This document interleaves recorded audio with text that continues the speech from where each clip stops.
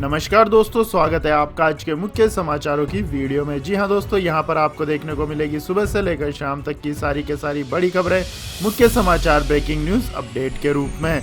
तो दोस्तों, आपसे रिक्वेस्ट है इस वीडियो को ज़्यादा से ज़्यादा लाइक और शेयर करें। तो दोस्तों, जानते हैं आज की पहली बड़ी खबर। डोनाल्ड ट्रंप के ट्विटर पर बैन होते ही फॉलोअर्स की रेस में सबसे आगे निकले प्रधानमंत्री नरेंद्र मोदी, दुनिया में बने नंबर 1। जी हां दोस्तों, अमेरिकी राष्ट्रपति डोनाल्ड ट्रंप का ट्विटर अकाउंट सस्पेंशन के बाद प्रधानमंत्री नरेंद्र मोदी दुनिया में ट्विटर पर सबसे ज्यादा फॉलो किए जाने वाले सक्रिय राजनेता बन गए हैं। कुछ दिन पहले तक ये खिताब डोनाल्ड ट्रंप के नाम था और पीएम मोदी ट्विटर पर सबसे ज्यादा फॉलोअर्स के लिए जाने वाले सक्रिय नेताओं की लिस्ट में दूसरे नंबर पर थे। लेकिन अमेरिकी संसद में अपने समर्थकों को हिंसा के लिए भड़काने के आरोप में ट्विटर द्वारा ट्रंप पर की गई कार्रवाई के बाद पीएम नरेंद्र मोदी ट्विटर पर सबसे ज्यादा फॉलो किए जाने वाले सक्रिय राजनेता हो गए हैं। इसके बाद दोस्तों, जानते हैं अगली बड़ी खबर।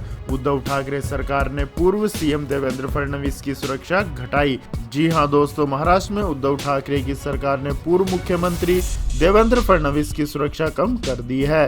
अब फडणवीस की सुरक्षा में पहले से कम सुरक्षा कर्मी तैनात किए जाएंगे। इसके अलावा उनकी बुलेट प्रूफ गाड़ी भी वापस ले ली गई है। बीजेपी ने राज्य सरकार के फैसले पर कड़ी आपत्ति जताते हुए इसे बदले की कार्यवाही करार दिया है। फडणवीस के अलावा राज्य में कई और नेताओं की सुरक्षा कम की गई है, जिसमें एमएनएस के चीफ राज ठाकरे और बीजेपी के प्रदेश अध्यक्ष चंद्रकांत पाटिल भी शामिल है। नेताओं की सुरक्षा कम करने का फैसला एक बैठक के बाद लिया गया। आपको बता दें कि हाल ही के दिनों में पाटिल और फडणवीस ने हर मुद्दे पर महाराष्ट्र सरकार की आलोचना की है। इसके बाद दोस्तों, जान लेते हैं अगली बड़ी खबर। पूरे उत्तर भारत में गहराया बर्ड फ्लू का संकट, कई राज्यों में लक्षण मिलने से सतर्कता बढ़ी। जी हां दोस्तों, केंद्र सरकार ने रविवार को कहा है कि केरल, राजस्थान, मध्य प्रदेश, हिमाचल प्रदेश, हरियाणा, गुजरात और उत्तर प्रदेश में बर्ड फ्लू के मामलों की पुष्टि हो चुकी है।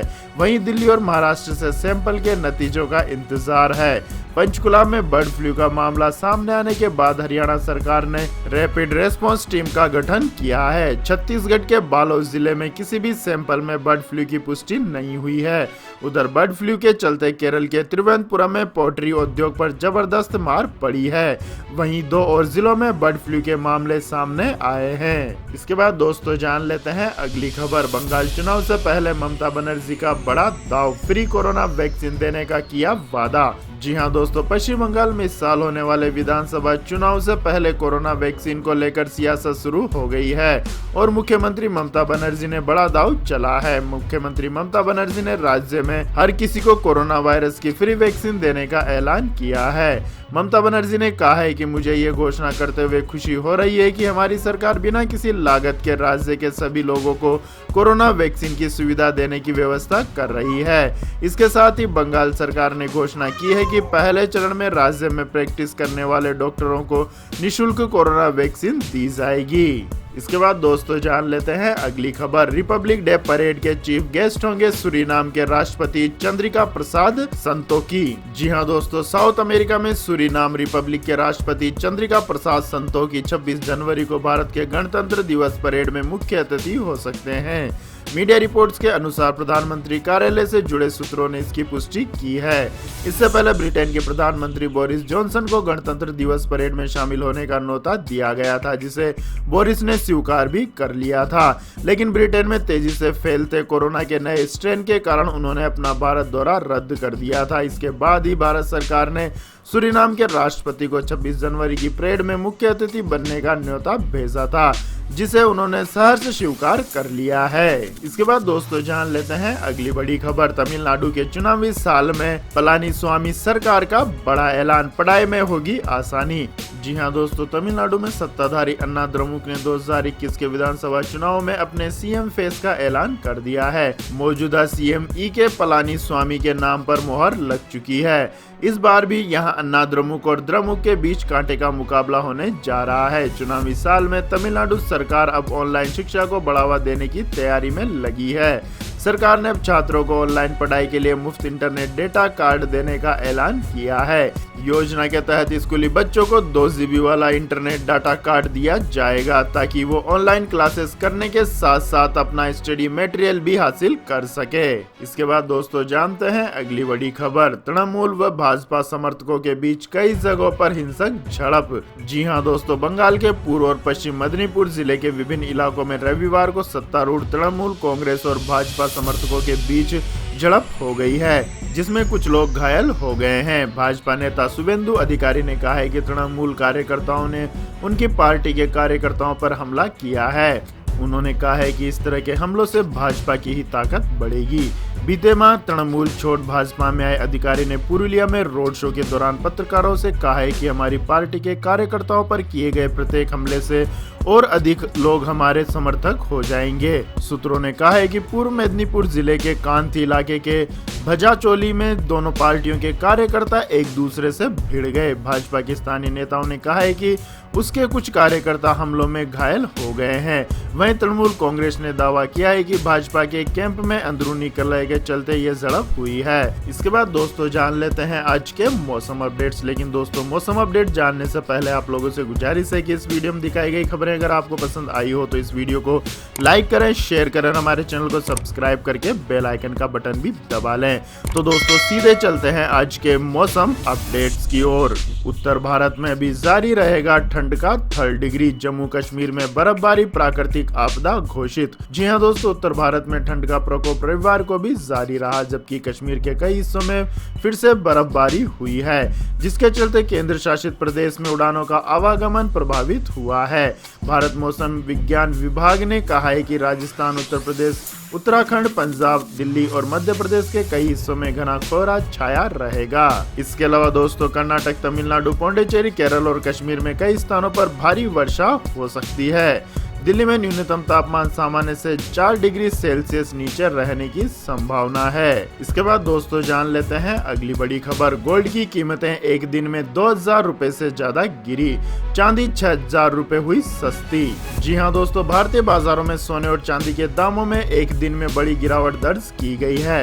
दरअसल MCX पर शुक्रवार यानी 8 जनवरी 2021 को गोल्ड का फरवरी वायदा भाव 2068 रुपए प्रति 10 ग्राम गिरकर 48,818 रुपए रह गया था। वहीं चांदी के मार्च वायदा भाव में 8.8% यानी 6,100 रुपए प्रति किलोग्राम की कमी आई है और ये 63,850 रुपए पर पहुंच गया है। आपकी जानकारी के लिए बता दें दोस्तों, भारतीय वायदा बाजार में सोने चांदी की कीमतें गिरने का बड़ा कारण अंतर्राष्ट्रीय स्तर पर दोनों कीमती धातुओं के दाम में कमी रही है।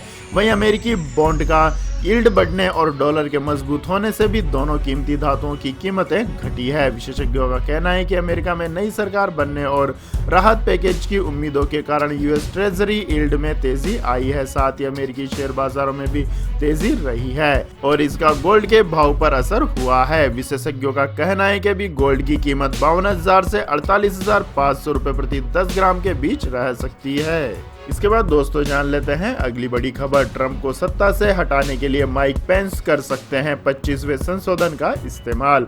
जी हां दोस्तों, अमेरिका के उपराष्ट्रपति माइक पेंस ने राष्ट्रपति डोनाल्ड ट्रंप को सत्ता से हटाने के लिए 25वें संशोधन के इस्तेमाल किए जाने से इनकार नहीं किया है।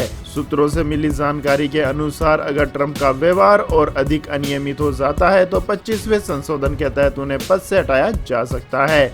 अमेरिका में 25वें संशोधन के जरिए राष्ट्रपति को पद से हटाए जाने के लिए उपराष्ट्रपति और बहुमत वाले कैबिनेट को अधिकार प्राप्त है।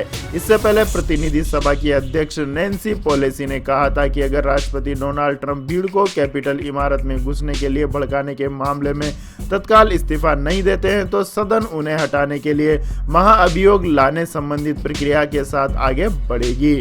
3 नवंबर को आयोजित चुनाव में ट्रंप की हार के बाद जो बाइडेन 20 जनवरी 2021 को राष्ट्रपति पद की शपथ लेंगे। पेलोसी और डेमोक्रेट्स नेता यह मानते हैं कि बुधवार को कैपिटल बिल्डिंग में ट्रंप के समर्थकों के घुसने की घटना के बाद ट्रंप को तत्काल पद से हटाया जाना चाहिए। इसके बाद दोस्तों जान लेते हैं अगली बड़ी खबर। चीन में मुस्लिम वीगरों की हो रही है जबरन नसबंदी, रिपोर्ट से उठे सवाल। जी हां दोस्तों, चीन के अमेरिकी दूतावास ने हाल ही में एक आर्टिकल ट्वीट किया था जिसमें कहा गया था कि वीगर महिलाएं अब बच्चे पैदा करने वाली मशीन नहीं रहेंगी। हालांकि अब इस पोस्ट को ट्विटर ने हटा दिया है। वहीं अमेरिका में चीनी दूतावास ने आर्टिकल का लिंक पोस्ट किया है जिसमें शिनजियांग में जबरन नसबंदी के सभी आरोपों का खुलकर खंडन किया गया था। ट्विटर ने दावा किया है कि इस पोस्ट में ट्विटर के नियमों का उल्लंघन किया गया है। बाद में उसी आर्टिकल को एक अलग कैप्शन के साथ फिर से पोस्ट किया गया। इसके बाद दोस्तों जान लेते हैं अगली बड़ी खबर। मोहम्मद सिराज को लेकर हुआ बड़ा खुलासा, जानिए उन पर किस तरह की नस्लीय टिप्पणियां की गई। जी हां दोस्तों, सिडनी टेस्ट मैच के चौथे दिन भी भारतीय क्रिकेटर मोहम्मद सिराज पर नस्लीय टिप्पणियां की गई और इसके बाद मामला ज्यादा गंभीर हो गया है।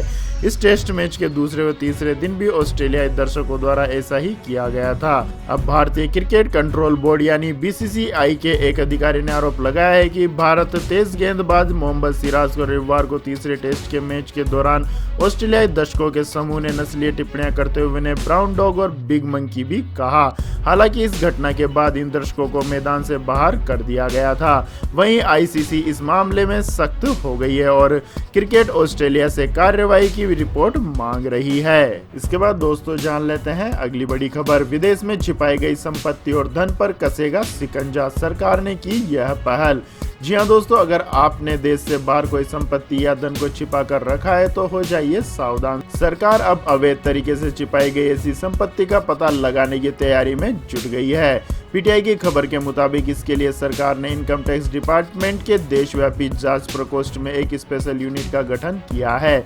यह यूनिट भारतीय नागरिकों की तरफ से विदेशों में रखी गई अघोषित संपत्ति और कालाधन रखने से जुड़े मामले की जांच पर फोकस करेगी। हाल ही में इनकम टैक्स डिपार्टमेंट में देश के अलग अलग हिस्सों में सभी 14 जांच निदेशालयों में विदेशी परिसंपत्ति जांच इकाई का गठन किया गया। इन निदेशालयों का मुख्य काम छापे मारना और तलाशी लेना है। साथ ही अलग अलग तरीकों से की जाने वाली टैक्स चोरी को रोकने के लिए तौर तरीके डेवलप करना है। इसके बाद दोस्तों जानते हैं अगली बड़ी खबर। ओली के बिगड़े बोल, भारतीय क्षेत्रों को फिर अपना बताया, कहा उन्हें वापस लेंगे, सीमा विवाद पर 14 जनवरी को बातचीत संभव। जी हां दोस्तों, पूरे घरेलू सियासत में बुरी तरह फंसे नेपाल के प्रधानमंत्री केपी शर्मा ओली ने अपने देश के लोगों का ध्यान भटकाने के लिए फिर भारत के क्षेत्र को अपना बताया है। ओली ने कहा है कि वह भारत से काला पानी, लिपुआथरा और लिपु लेक क्षेत्र को वापस लेकर रहेंगे। उनका यह बयान इसलिए भी अहम है कि सीमा विवाद को लेकर दोनों देशों के बीच विदेश मंत्री स्तर की बातचीत होने वाली है। तो यह थी दोस्तों आज की सभी महत्वपूर्ण बड़ी खबरें। और दोस्तों बारी आती है आज के माइंड क्विज क्वेश्चन की, जिसका जवाब देकर आप बन सकते हैं एक शानदार उपहार के विजेता। तो दोस्तों आज का सवाल है, भारतीय क्रिकेट टीम का सफलतम कप्तान किस खिलाड़ी को माना जाता है। जी हाँ दोस्तों, अगर आपको इस सवाल का जवाब आता है तो तुरंत कमेंट सेक्शन में लिख दीजिए। इस वीडियो को लाइक कीजिए, शेयर कीजिए, हमारे चैनल को सब्सक्राइब करके बेल आइकन का बटन भी दबा लें। धन्यवाद। जय हिंद, जय भारत, वंदे मातरम।